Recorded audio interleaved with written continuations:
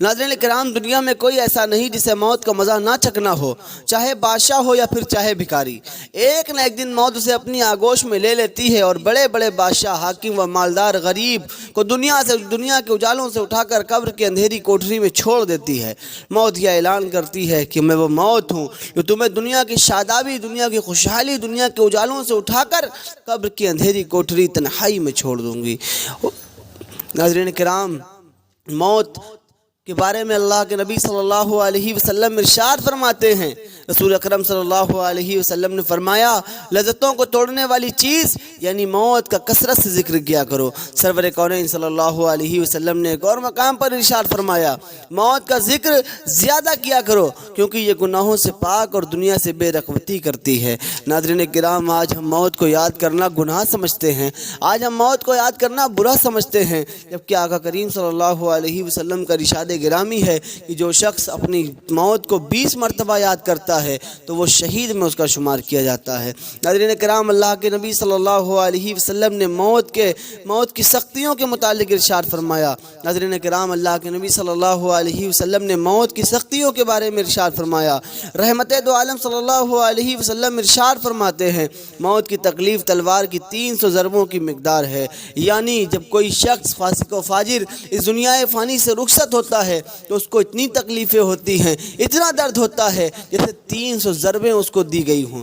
ناظرین کرام، لیکن اگر کوئی مومن شخص اس دنیا فانی سے رخصت ہوتا ہے تو آقا علیہ السلام ارشاد فرماتے ہیں کہ مومن کی روح اس طرح قبض کی جاتی ہے جیسے آٹے میں سے بال نکال لیا جاتا ہے۔ ناظرین، موت ایک ایسا سچ ہے جسے کوئی نہیں جھٹلا سکتا۔ موت آنا ہے اور موت آ کر ہی رہے گی اور تم موت سے بھاگ نہیں سکتے۔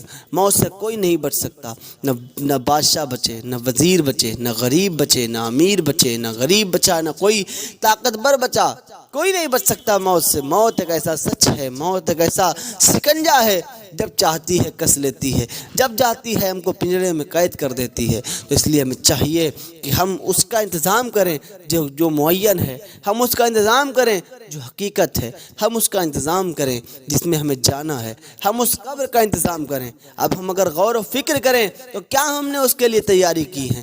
ہم نے اپنے گھر کے لیے اچھی لائٹنگ کی ہے، ہم نے اپنے گھر کے لیے اچھا انتظام کیا ہے؟ کیا ہم نے اس گھر کے لیے بھی کوئی انتظام کیا ہے جہاں ہمیں قیامت تک رہنا ہے؟ یہاں دنیا میں ہمیں 100 سال بہت زیادہ ہو گیا تو 100 سال رہنا ہے، ورنہ ہمیں اس دنیا میں 53، 54، 55، 45 میں چلا جانا ہے اور کل کا بھروسہ نہیں ہے۔ لیکن اس گھر کا انتظام کرنا ہے ہمیں جہاں ہمیں قیامت تک رہنا ہے۔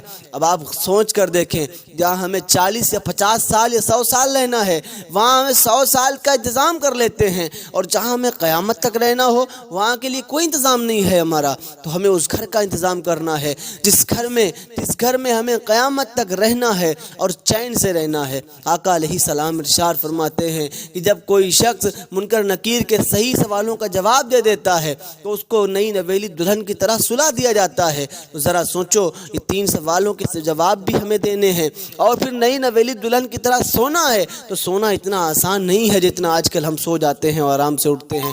ہم سوئیں گے اور قیامت کے دن اٹھیں گے، ہم سوئیں گے پھر قیامت کے دن اٹھیں گے، لیکن اگر ہم منکر نکیر کے سوالوں کے جواب نہ دے پائے تو ہم قیامت تک عذاب میں ملوث رہیں گے اور ہم پر عذاب ہوتا رہے گا اور ایک فرشتہ مسلط کر دیا جائے گا جو ہوگا اندھا، بہرا، گونگا ہوگا۔ تو ذرا سوچ کر ہمیں دیکھنا چاہیے کہ ہم کیا اس گھر کے لیے کیا انتظام کر رہے ہیں جس گھر میں ہمیں قیامت تک رہنا ہے۔